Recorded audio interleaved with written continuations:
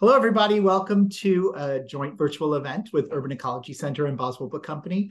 I'm Daniel from Boswell. I should note it's day 5,345 of Boswell being in business. And with that, I'd like to hand things over to our partner, Tim Fargo of Urban Ecology Center. Hi, Tim.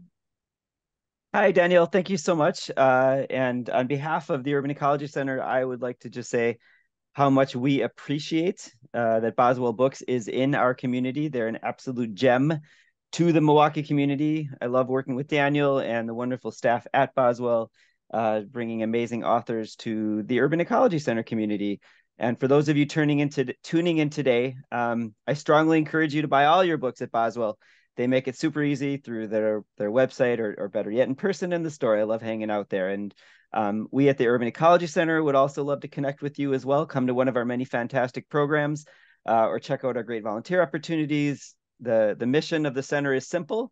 We connect people in cities to nature and to each other. And if you agree with that mission, and if this is a future you would like to see in Milwaukee and around the world, we'd love for you to join our giving community we call the Hive. So you can get on up to our website, or better yet, come check us out in person. One of the Urban Ecology Center's many programs is called the Backyard Naturalist. And this is a program that was born out of the pandemic when we were told in March of 2020 that it was unsafe for us to gather in the way we always had in the public green spaces. We made a quick shift and we decided to start a program of joint learning that focused on the green spaces that are nearest and dearest to us, our backyards. And when one looks closely enough, our backyards tell just the most amazing ecological stories, from the common critters, the crows and the worms, to the common but less known, like the mycorrhizae or the mosses.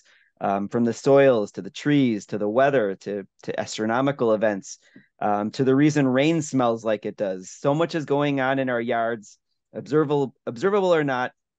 So much is going on in your house, in your basement, the earwigs and the centipedes. So much is going on in and on your body with your microbiome that, once you start paying attention to the common and ordinary things closest to you, you can really get caught up in amazing stories like we hear from the author joining us tonight. So now 3.5 years after this started, and well after we returned to the more traditional green spaces, this community is still going strong. We're approaching 200 episodes, and we have no plans to stop. So we'd love for you to check us out. We meet every Friday morning at 9 a.m., rain or shine. It's free.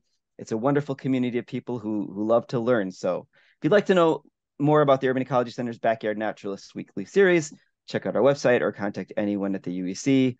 And the reason that we are all meeting here tonight is that a couple of our Backyard Naturalist regulars, Larry and Gailey Gullipole, told me about this new book coming out from Margaret Renkl that they said pretty much looks like the book version of the Backyard Naturalist program, just with a little more eloquence maybe in it.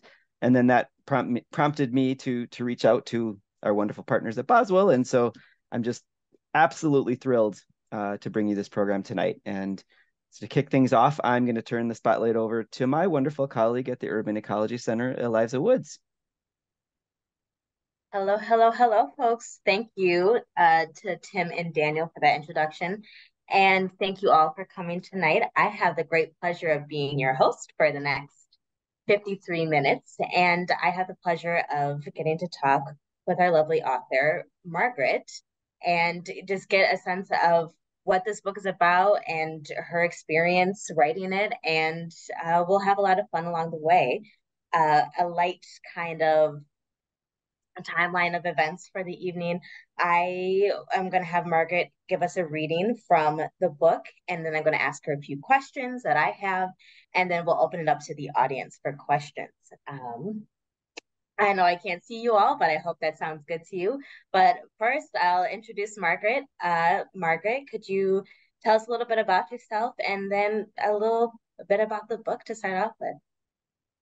Sure, I'm thrilled to be here. Many thanks to Daniel and to Tim. I feel now that I've know a little bit more about the Urban Ecology Center, I feel like maybe my backyard is in the wrong state. Y'all are just so right up my alley. the whole point of the Comfort of Crows is to, well, for me, it was a kind of an act of meditation, writing the book, just focusing on the wonders of nearby nature. I do take a pretty expansive definition for backyard. I don't simply include my own backyard. I also include city parks and greenways. A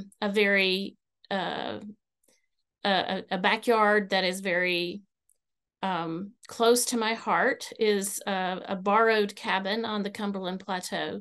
So it's more than just strictly a suburban Nashville backyard. I have a half acre in Nashville. It's a first ring suburb. It's not one of the suburbs that came like in the 60s with the bigger lawns. Mine's just a little bitty half acre lot.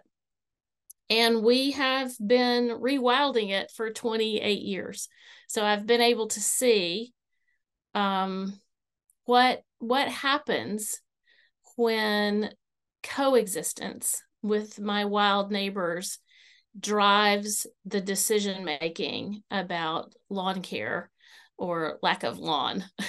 And so the whole book is just about treasures and wonders, and it confronts the loss of those treasures and wonders, because one of the things that happens when you're paying attention to your wild neighbors is that you know when they're in trouble, and all of ours are in trouble now. So there's some joy, there's some grief, there's a call to action, and that's really, the book is set up as 52 essays, one for each week of the year, with the idea that somebody might choose to read it in real time, not just to see what's happening in my yard, but as a spur to look more carefully at what's happening in their own. And if they don't have a yard, what's happening in the park, what's happening in the strip between the sidewalk and the road, what's happening when the starlings are bringing nesting materials into the cracks in the mortar around the downtown office buildings. So there's a lot of room to find your way in this book, even if you don't have a yard at all. Thank you so much, Margaret.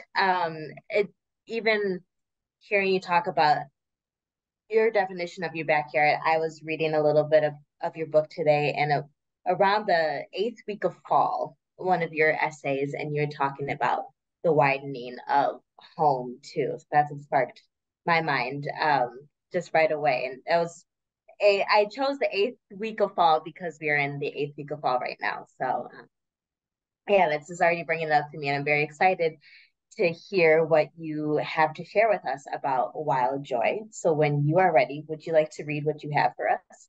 Sure. I thought we would maybe, as a sample, read an essay that is about the pleasure of paying attention. This one is actually Winter Week 12, but it's Wild Joy, and it begins with an epigraph from E.B. White. Notes on springtime and on anything else that comes to mind of an intoxicating nature. E.B. White, One Man's Meat. March comes in like a lion, except when it comes in like a lamb, or when it comes in like a chorus, a symphony, and an exquisitely choreographed ballet all at once. A performance so breathtaking it could not possibly be replicated. It is replicated anyway, one day after another. Cue the waking insects in the leaf litter. Cue the flashing bluebirds swooping from the bare maple branches to reap the insects stirring in the leaf litter. Cue the fox in his magnificent coat shining in the moonlight, his ears pricked, his tail curled around his beautiful fox feet. Cue the hard brown buds, waiting, all through winter, but just beginning to quiver. Any day now, any day, they will warm into blossom. I treasure every iridescent green bee waking to feed on the first vanishing bloodroot flower, the first ephemeral spring beauty, the first woodland violet and cutleaf toothwort. Soon there will be trilliums and trout lilies too. Any day now, toadshade trilliums and trout lilies. If you tell me I don't deserve this joy, you're telling me nothing I don't already know. From the very first hominid to rise up on bare feet and stumble across a field of blooming grass, we have been burning this world down. I know that. I am in love with the mild light of the coming springtime anyway, with the shivering joy of the coming springtime, with all the beguiling creatures of the coming springtime. Come to the woods and stand with me in the sunshine beneath the trees. Watch the bluebirds diving for insects. Watch them peeking into the nest holes the woodpeckers carved out years ago. Listen to the cry of the woodpeckers in the echoing woods. Let it lift your heart. Let it still your busy hands and feet, and let it still your worried mind. Listen with everything you are, with all you are. Listen for the hum and flutter of the waking world. The upland chorus frogs are singing. It is a song of full-throated promise. It's beginning again. It's all beginning again. Some snaps for that. Thanks. Of course.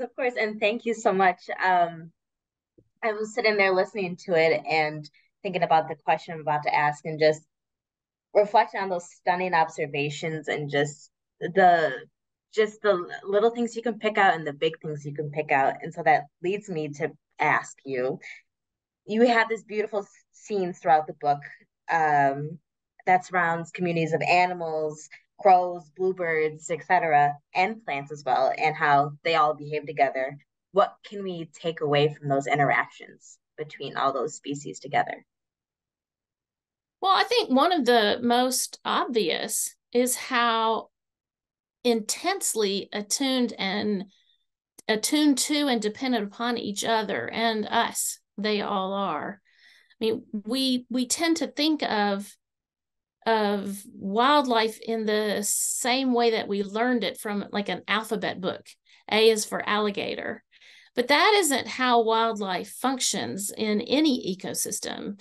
And you can see, for example, today there was there was a red-tailed hawk perched in a tree in my yard, and the way I knew it was that the blue jays were losing their minds, the crows were losing their minds, all the little songbirds were chattering.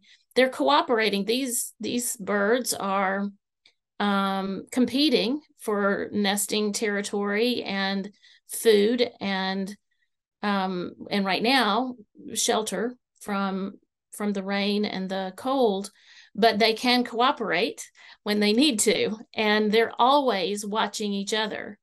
If I hang a new bird feeder, every bird in the yard is going to find out about it because all it takes is one to trust it, and then they all go, oh, there's somebody over there eating, and they follow our patterns too. And sometimes people are skeptical when I say that, people who aren't paying attention. I always say, well, just watch what happens on the side of the road when the clocks change, because you will see many more dead animals on the side of the road after the clocks change, because they have learned our patterns. They know when it's relatively safe to cross the road, and then when we mess them up by showing up at a time when they're not expecting it, or like in my yard, the possum is going to come out the possum that sleeps under our back deck is going to come out around 9 o'clock at night.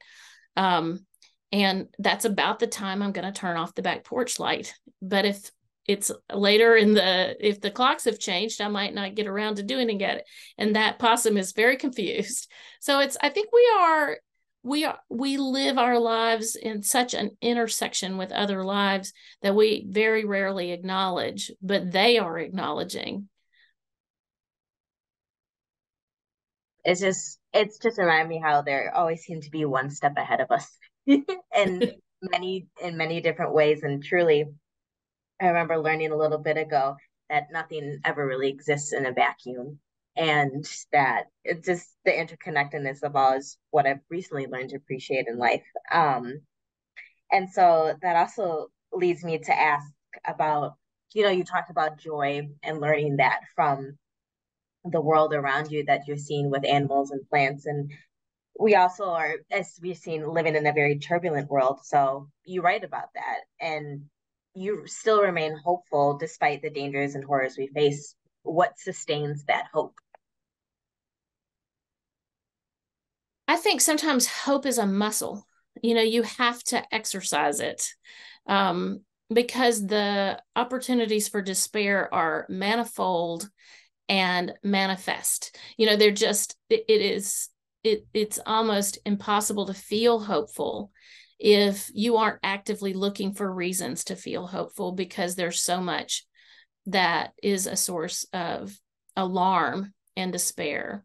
So for me, I can always find something to be hopeful about, because there are so many things that are happening that are hopeful that just don't get the headlines because it's not breaking news. But we know, for example, that renewable energy sources are rapidly outpacing carbon, fossil fuel sources. And that's a source of hope. But close at home, for me, the trick is to do something. And whether that's making a contribution to an organization like yours, or for a great heroes of mine are at the Southern Environmental Law Center, because they are using legal tools to preserve and conserve and to fight industry using existing laws. But the hands-on stuff is the most hopeful and the most hope-inducing. So if I plant a flower that is the host plant of a butterfly that I have seen in the garden but have never seen caterpillars in the garden, and then I see a butterfly laying eggs, and I see caterpillars, and I see them turning into chrysalids, and I see the butterflies emerging from the chrysalids, that is a great reinforcement of hope and the belief that we can do something practical, even at a very small level, because the response is instantaneous. Nature really does abhor a vacuum. So you put something in there that it can make use of, and there will be all manner of creatures filling that void. I always say that one of my best gardening pals is the mole, because the mole will push soil out from his run, and that little loose pile of soil is the perfect landing spot for wildflower seeds, whether they're carried on the wind or they come in on the coats of mammals or they come in the droppings of birds. And I have so many flowers in my yard that I didn't plant merely because I have a mole that I don't harass and I welcome. And so there are little things like that can make a big difference. And you think, well, it's just a half acre. How much good is it really doing? But what if everybody in my neighborhood did that? What if every neighborhood in my city did that? What if every city in my state did that, and every state in my region did that? The difference would be huge and instantaneous, just about instantaneous. So that helps me stay hopeful. Beautiful. My father may be in attendance too, and he has an ongoing relationship with the ground squirrels in our yard, and it's And I'm wondering if they may serve the same purpose as digging up the soil. We could maybe plant wildflowers in the backyard. Yeah, it's been a contentious kind of relationship in the past. Um, so you were talking about that surprise of having moles help you plant your wildflowers. And it's just, I have a question here that is asking, there are many scenes of nature's resilience and its fragility and its creativity and its flexibility throughout the book. What do you find the most surprising about nature? Well, pretty much everything is surprising to me. I don't have a background in botany or entomology or really anything except like poetry, which doesn't help in this context. So for me, it's always this fresh surprise. I think, okay, well, I've figured that out. I've gotten this down. I know that I'm going to plant this. I have 3 kinds of milkweed in my yard, and the monarchs vastly prefer one over the other 2. But then I see that the milkweed bugs are all over it, and I think, oh no, they're gonna use up all the milkweed before the monarchs get here. And then I see the bluebirds picking the milkweed bugs out. And so it's this wonderful cycle that happens over and over again in so many different contexts that are new to me. I think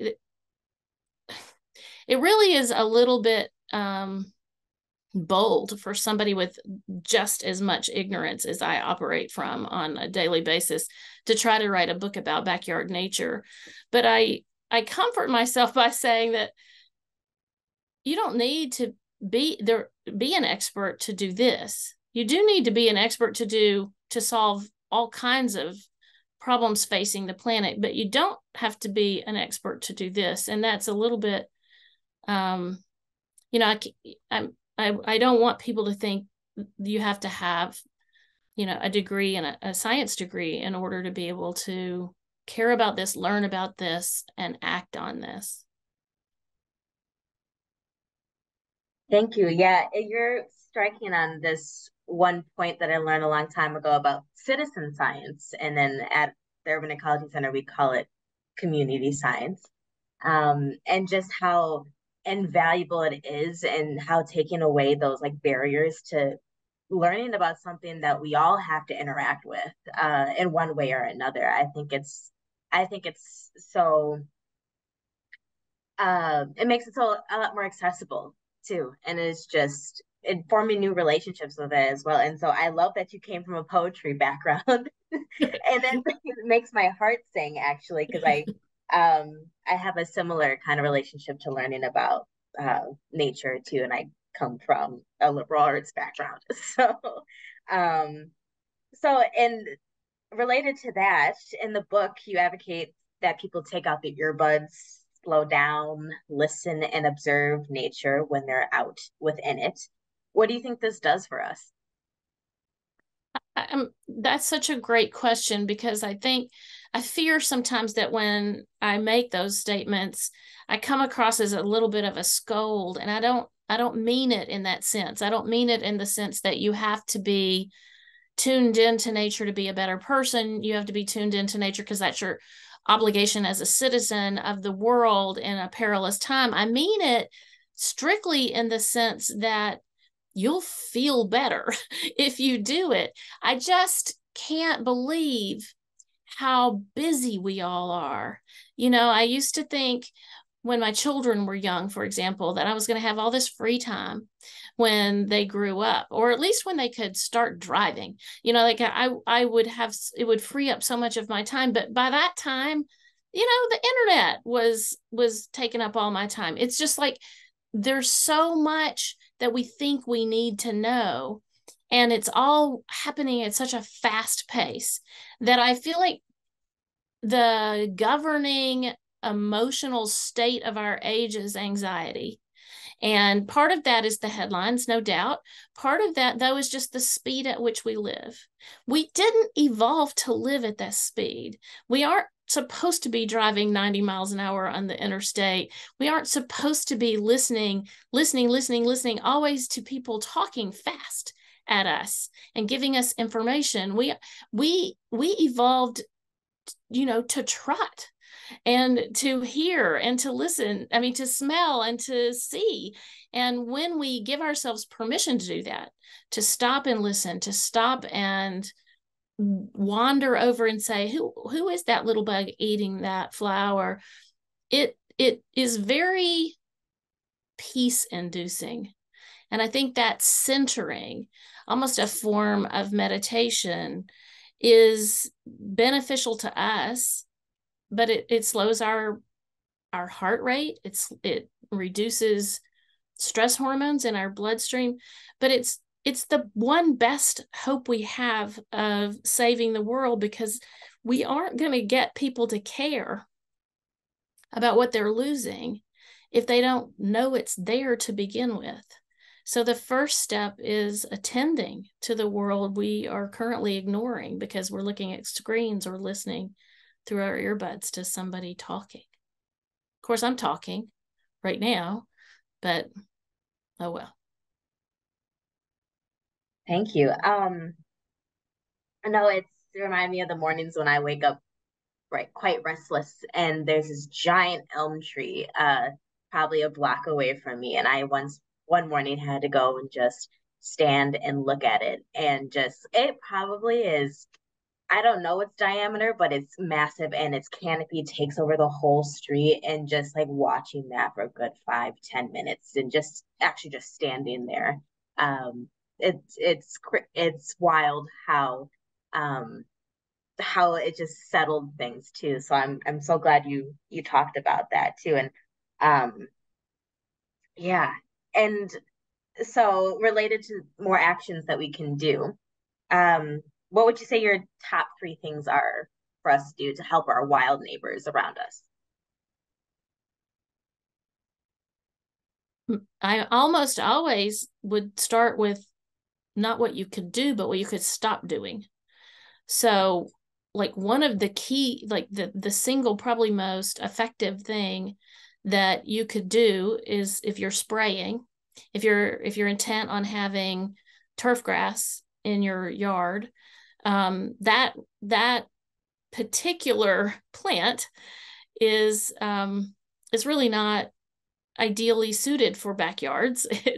It takes a lot of water. It takes a lot of chemicals in the form of fertilizer. Many lawn services and many homeowners will treat that lawn with a pre-emergent poison to keep wildflower seeds from germinating. Those very same seeds that I love because they come in for free and land on the piles of dirt my mole leaves out for me. Those chemicals are extremely toxic. There's some debate the degree to which they are toxic to human beings, but there's no doubt that they are toxic to human beings to one degree or another. They are known endocrine disrupting chemicals, so they can affect anything from neurological function like attention to cellular function, and they have in some studies been linked to cancers. So they're not healthy for us, but they're deadly for our wild neighbors. They're deadly for the little wildflowers. The wildflowers that come up in the very beginning of springtime before the trees have leafed out, those are crucial food for emerging insects that have overwintered and or are emerging from if they overwintered as larvae, they emerge as adults in the spring. And when we don't allow them to bloom, we starve our insects. If we spray for insects, we obviously kill them.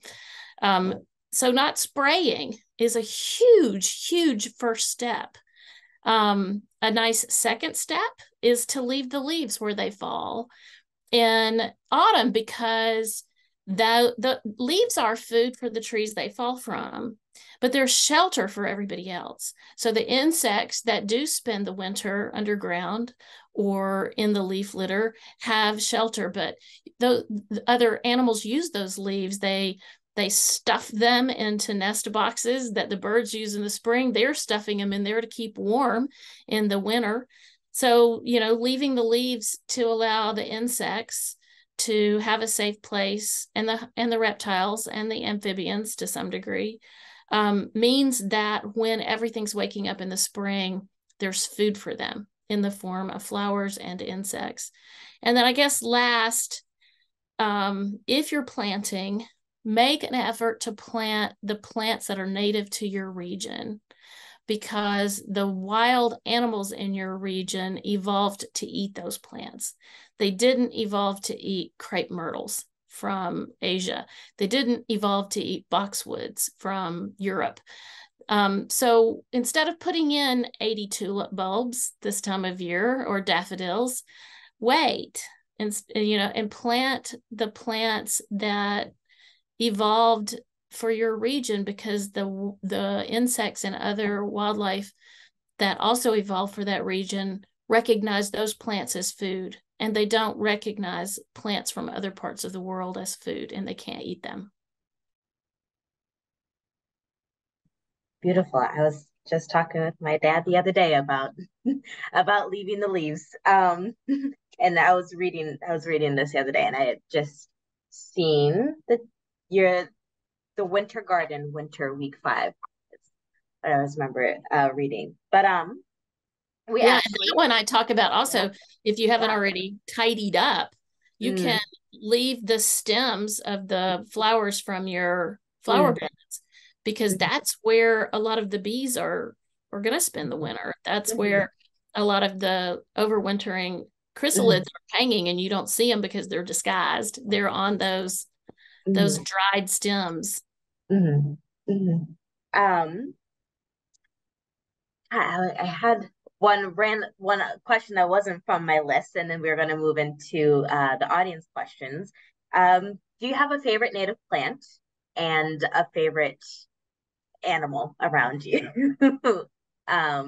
But maybe favorite native You plant. have favorites. I think I always kind of think this is a little bit tongue in cheek, but picking a favorite bird or a favorite mammal is a little bit like, for me, like picking a favorite child, which which is maybe a little insulting to my children, but I mean that in the sense that I have spent my whole life cultivating a love for them in their individuality and in their specificity. And so I don't compare.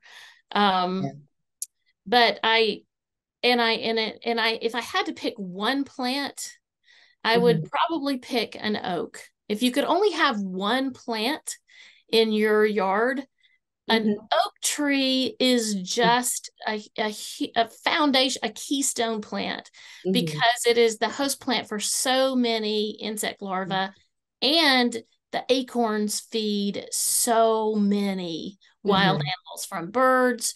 I mean, in I don't know if y'all have copperheads in Milwaukee, but we have copperheads in Tennessee. They're a venomous snake in the pit viper family, but they will in the fall, they'll stake out, they're ambush predators. So they'll set up camp beneath an oak tree, because so many animals come to eat acorns that it's a pretty good place to try to catch prey if you're a rattlesnake. I mean, if you're a copperhead. Beautiful, thank you. Yeah, we have one of our former land stewards here, and this is about talking about oaks too. One of our former land stewards, she used to lead a winter tree identification class, and she just went on and on and on about bur oaks and how many species they support at various times in their life. So I became slightly obsessed with oaks around that period of time. There are just so many. There's no place that doesn't have, very few places don't have a native oak. And many places have many native oaks. We have many here in Tennessee. Yeah, for sure. Well, it's time for the audience questions, and we have quite a few. Which thank you all who are submitting questions. I saw them pop up as time went on, and truly we're going to try to get through. I do see a favorite bird in here. So we have one from Madison Sutton, and here is she has a little bit of lead up to the question. She's really looking forward to this event. Renkl has been a very important author to Madison, and Madison finds themselves reaching for your books often. You write about nature in a way that makes Madison feel. So their question is, how do you take inspiration from other phenological books like Sand County Almanac and frame them in the era of the Anthropocene? Well, I think although Leopold knew good and well that something was up, he was very aware, even back in the 40s and 50s, that habitat destruction was killing off his wild neighbors. This book, The Comfort of Crows, falls into a long storied history of writers studying over a period of time their own nearby natural world. And of course, there's a whole distinct different group of nature writing where a writer goes to a wonderful, strange, exotic, unusual, mostly unknown place. But that's not within the category that The Comfort of Crows falls. There is a Sand County Almanac, but it goes even back further than that. There's Walden. There's a lot of those books, and they come down generally in the same place, which is both a feeling of peace and also deep worry, because it's not possible to pay attention without noticing what we're losing. Even before climate change became a household term, people were noticing. The Rachel Carlson's Silent Spring taught an entire generation the dangers of pesticides and the food web, and how when a bird like the bald eagle eats an animal that's been poisoned, then that poison enters the larger animal's bloodstream too. And so I feel comforted by the companions in this world that I've entered, because it would be a terrible burden to feel that, besides being hopelessly egocentric, but to feel that it all was on any one writer's shoulders would be a great burden. But to know that there's so many others who are writing in this genre. I love Sue Hubbell's A Country Year. I love Verlin Klinkenborg's The Rural Life. I love One Man's Meat by E.B. White. There's just a lot of them from all different kinds of nearby nature ecosystems that are very different from mine in Middle Tennessee, but they feel like family to me. Beautiful. Thank you. So we have our next question from Kim McLaurin. We live 12 miles west of New York City. We have been slowly transitioning our yard to no lawn, natural habitat. The neighbors have lawns that are carefully maintained. They most likely see ours devaluing the neighborhood. We haven't been fined yet, others have. How to approach this? And we have some folks in Milwaukee are also facing this too. There's actually a community member in Wildwood Hills who's getting some flack for starting a native yard. So how do you approach things like this? Well, I think there are a couple of ways to do it. I don't live in a subdivision with an HOA. I don't live in a subdivision at all. It's just an old neighborhood of working class. Originally, they were working class homes. They aren't anymore. But,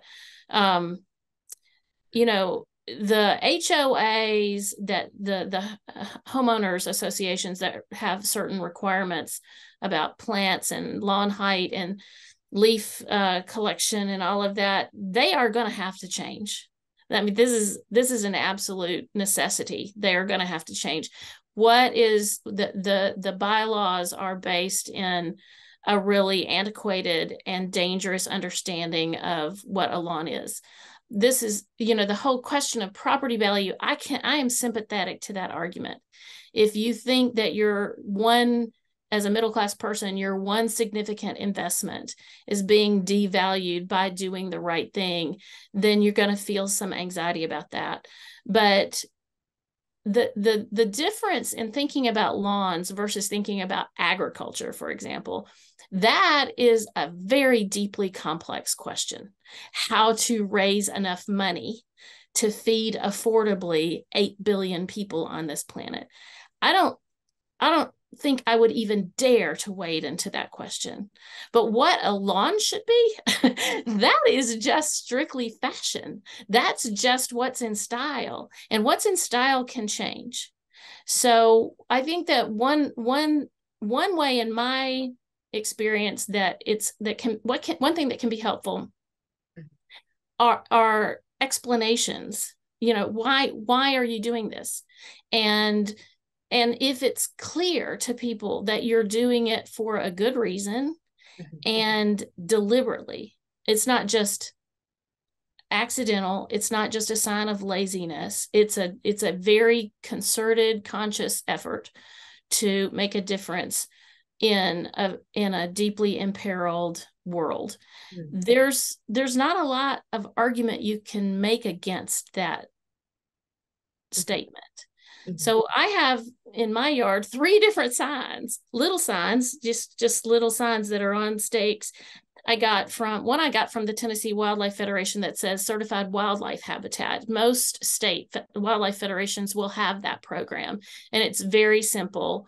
It's self-reported. Nobody comes out and inspects your property, but you've got to have sources of water, sources of native food. You have to have shelter. That can be bird houses, that can be a brush pile, a way to hide from predators. And then they give you a little sign, and it says this property is being protected for wildlife. And that helps people frame what you're doing. I have 2 other signs. One says leave the leaves, and the other says pollinator habitat. And those came from the Xerces Society. It's XERCES, Society for Invertebrate Conservation. And those signs even have QR codes on them that somebody with a phone who's interested can go and say, okay, what does that mean that this property is protected for pollinators, and what trouble are pollinators in? So information, I believe, goes a long way. But I think you have to make some modest effort toward being attractive.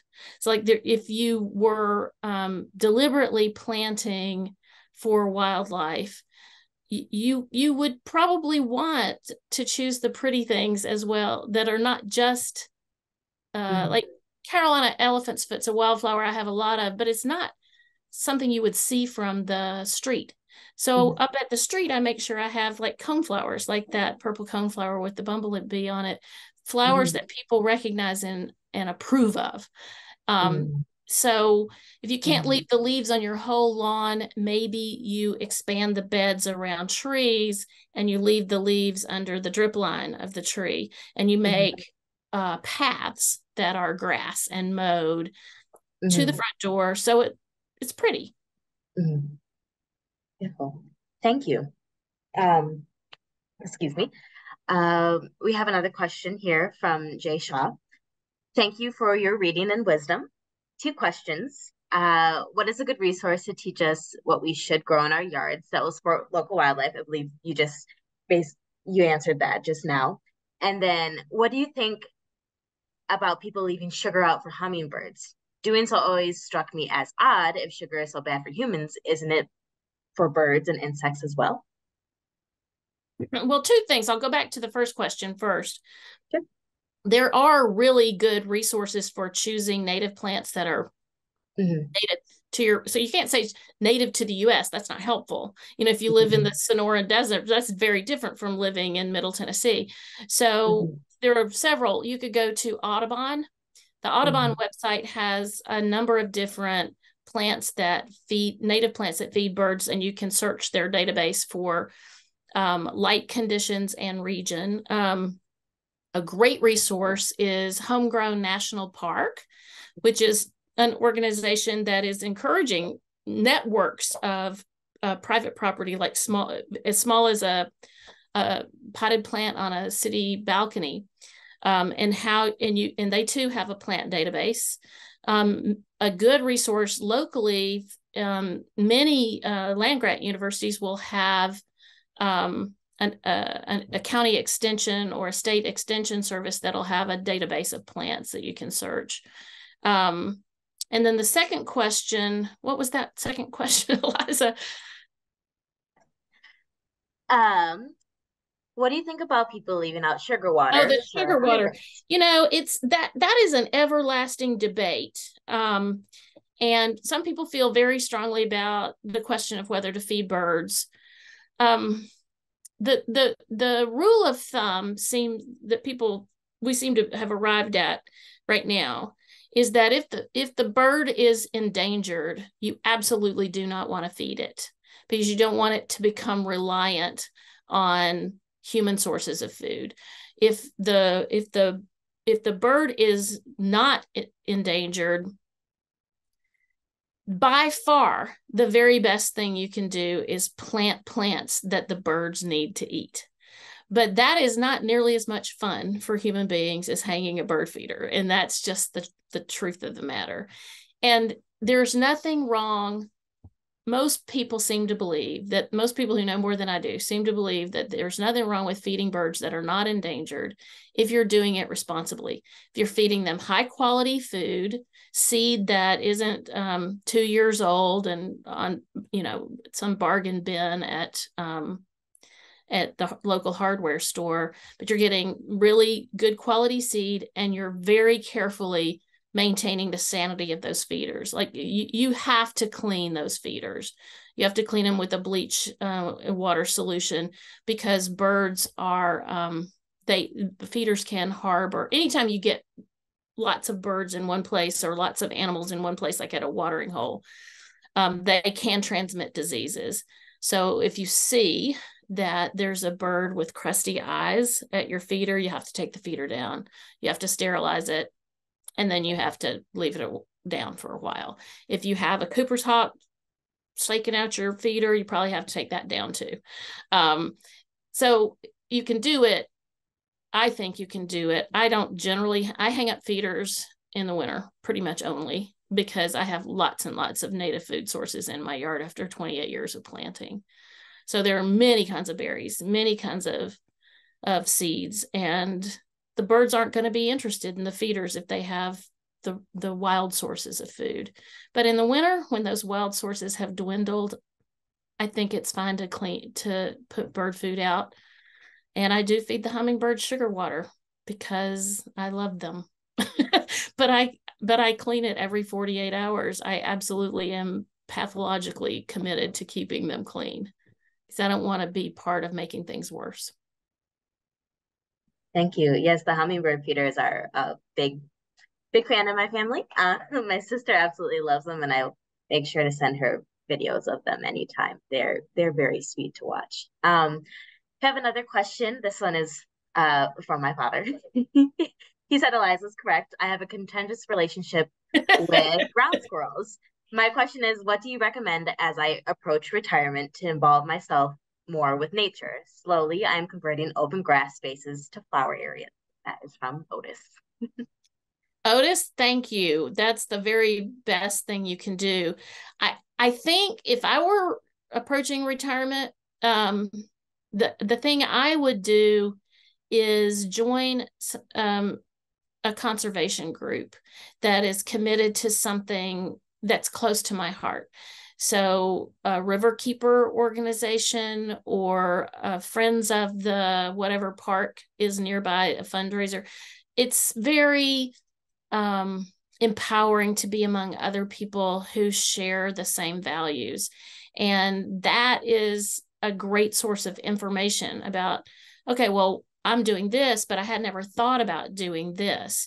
Maybe instead of just flowers, maybe there's one part of my yard that's native grasses. What would that do that's different from what the flowers do?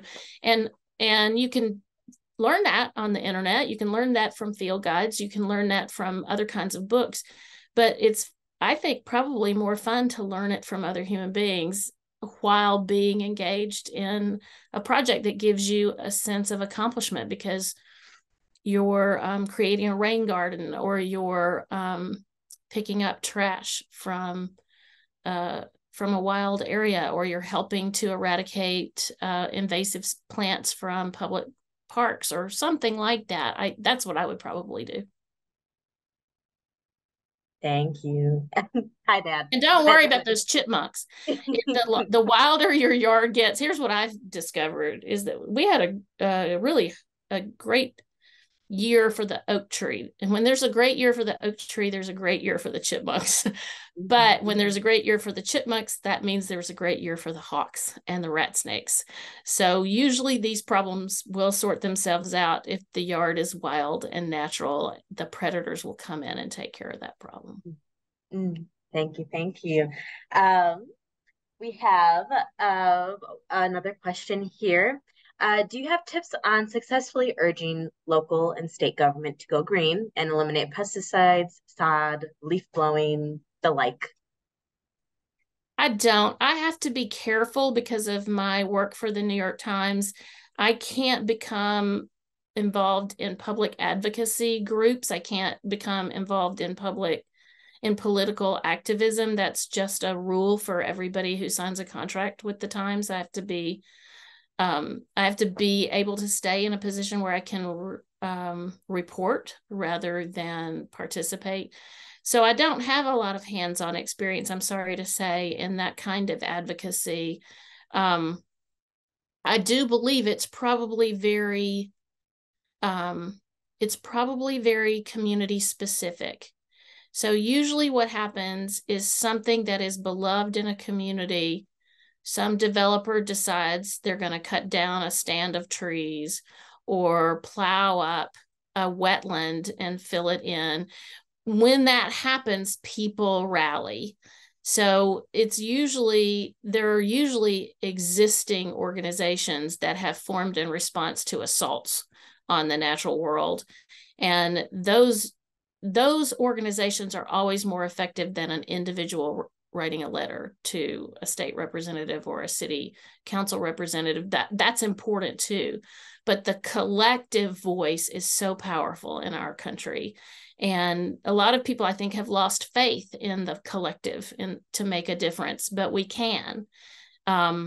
People who, so often what happens with today's world is that everybody's paying attention to national politics because national politics are so appalling. But but what that means is that nobody's watching the hen house at home and the fox is in there. So we do need to be paying attention to what is happening in our city council meetings and what's happening in our state legislatures, because that's where most of the danger is happening to our own nearby nature. Thank you. I believe we have time for one or two more questions. And Daniel or Tim, please chime in if there's any closings that we have to do for this evening. I'll try to be faster. The answers have been beautiful. I've been enjoying them myself. So from Deborah Kokonis, apologies, Deborah, if I'm pronouncing your last name incorrectly. How do we choose native plants when climate is changing out from under them and they may no longer be able to manage where they would previously thrive? That's such a great question. We did just get new zone maps for plant suitability. And so, there is an argument for looking at plants that are, one zone below you or even one zone below that, thinking that those temperatures are going to and rainfall conditions are going to be more typical of your own in a matter of no time at all. So it is, I think, a little bit of it's a balancing act. When I say native plant, I'm not talking about plants. When I talk about plants, you could pinpoint it to the actual like zip code level of native plant, but I don't try to do that. I just mean something that thrives in the temperate deciduous forest of the American South for me. So I'm not going to try to plant something that needs a Gulf Coast level of rainfall or soil condition, but I'm also not going to absolutely insist that from the beginning of time, since Tennessee emerged from the sea, that there was a plant like there. So I think you can play around with that a little bit. Thank you. Yeah, in our organization, we just saw those new maps today. Great timing. So we actually have a time to go a little bit over. Okay. So from our next audience member, Jennifer Vokes, apologies again if I'm pronouncing your last name incorrectly. It sounds like nature plays an important role in your spiritual life. Do you mind talking about how nature influences your spiritual life and how you find hope? Yeah, it's amazing to me how many people come to me with that question, and I didn't anticipate it at all. So it must be all over this book in a way that I didn't necessarily put in there deliberately. But I do feel I did an event for a bookstore in Knoxville last week, and the bookstore wasn't large enough for the crowd they anticipated, so it was held at the local Episcopal Cathedral, and the bishop is the one who interviewed me, and he asked me, now I wasn't anticipating this question either, but he asked me if my early church life, he's aware because of a column I wrote a couple of years ago for the Times about that I consider myself to be an unchurched Christian. And he asked if my experience of church might have had some, it might be framing my relationship with the natural world. And without even thinking about it, I hope he didn't take it amiss. I said, I think it worked the other way around. I mean, I think church is torture to children, but my experience of the natural world, of the holy, of what is eternal, and that feels to me like an expression of divinity, whatever name you give that expression, that predated any expression of spirituality in a church for me, and it would for anybody of my generation, because children of my generation grew up playing outdoors, unsupervised mostly. And so, and the outdoors was much more plentiful and lush in those days too. When I was born, there were twice as many songbirds in North America as there are now. So, that was my understanding of God, I think, from the very beginning. Thank you. We have a question from Tony Cohn. Not having knowledge of the national area and surprised by the huge lawns that are here, I would have liked to plant a diverse wildlife beneficial yard. Where would I go to find plants for that purpose? They're in Milwaukee? I believe this person is coming from the Nashville area. Oh, in the Nashville area? Well, this is great because you came at the right time. There's, one of the things that is challenging to making the decision to rewild a yard, to use the term of the day, is that it isn't as easy as it would be to just keep doing what everybody else is doing. If you go to your local garden center, or if you go to the garden center at your local big box hardware store, you aren't going to, by and large, find native plants. You're going to have the usual, you're going to have privet and boxwoods and ivy and crepe myrtles and euonymus and Chinese hollies. And so if what you want is something else, I mean, first of all, you want to say to the managers of those stores, please, I would love it if you would include more native plants in your selection. So they understand that there is a market for it. They're out to make money. They need to know people will buy those plants. But in Nashville, we have a new native plant nursery. It's not in Nashville proper. It's in Kingston Springs down Highway 70, it's about a 20-minute drive from South Nashville. And it's an amazing resource.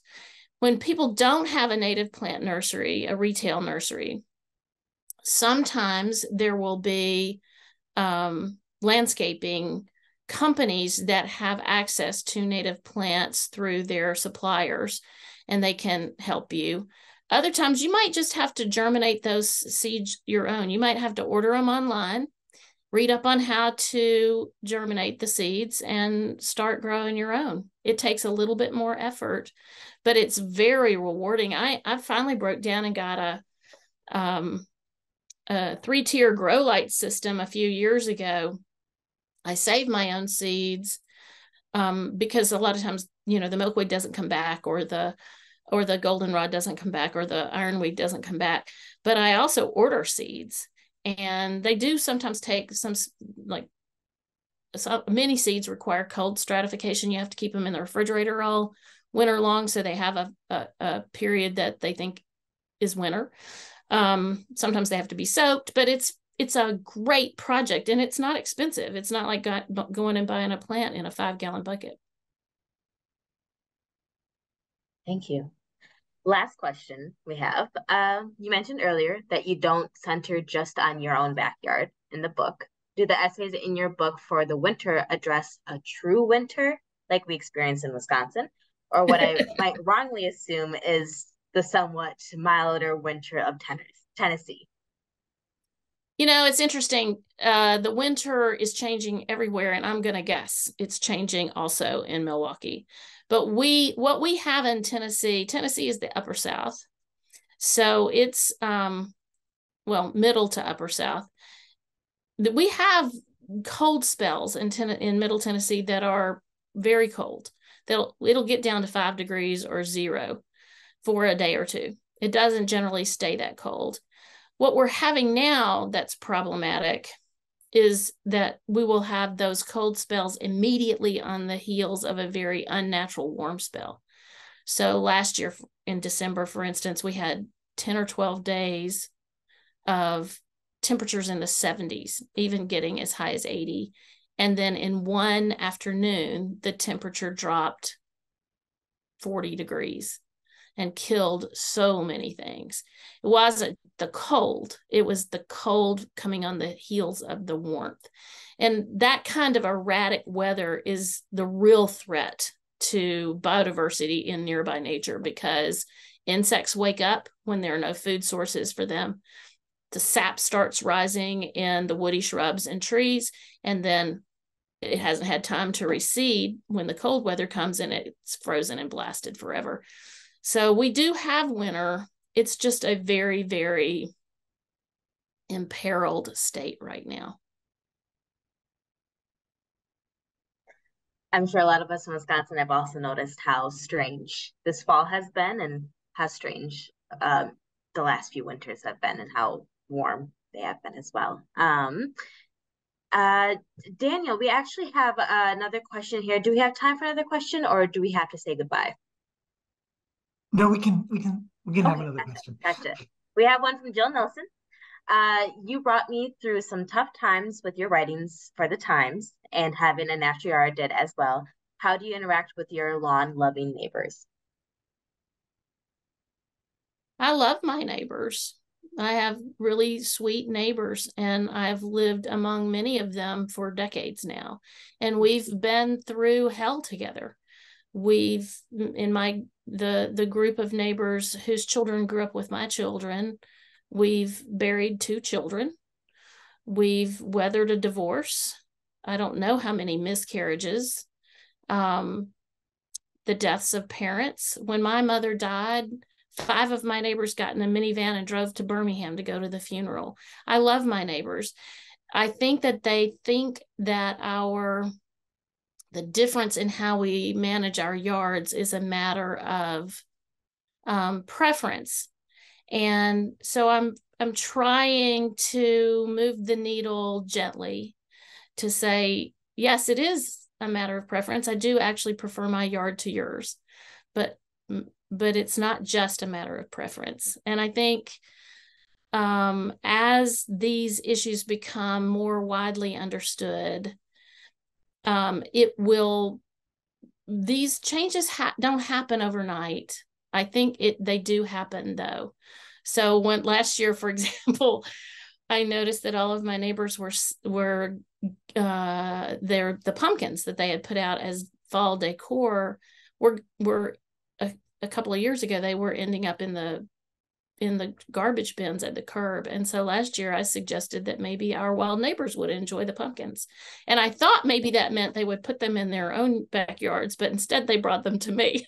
So I mean, I'm not even kidding you, a couple hundred pumpkins of all different sizes and colors and varieties. And I put them out in my wild backyard, and everybody was really happy.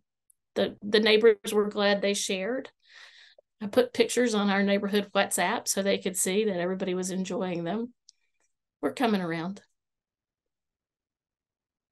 Beautiful. Well, that was our last question for the evening. Thank you so much, Margaret. Thank you to everybody who attended this, asked their questions, gave their energy to this event here. It's truly wonderful to be in space with you and to interact with this book as well. Personally, I felt a lot of joy reading this book, and I now have a rabbit hole to go down in the winter as well. I will open it back up to Daniel and Tim if you have any closing things. Otherwise, from me, eat good food, do good things, have a good evening, and thank you all again. Thank you, Eliza. Thanks, Eliza. What a wonderful evening. Thanks, everybody, for coming. This was wonderful. Buy the book, or go to the library and get it. But if you buy it through Boswell. No. Buy it at your favorite independent bookstore. Or your favorite independent book.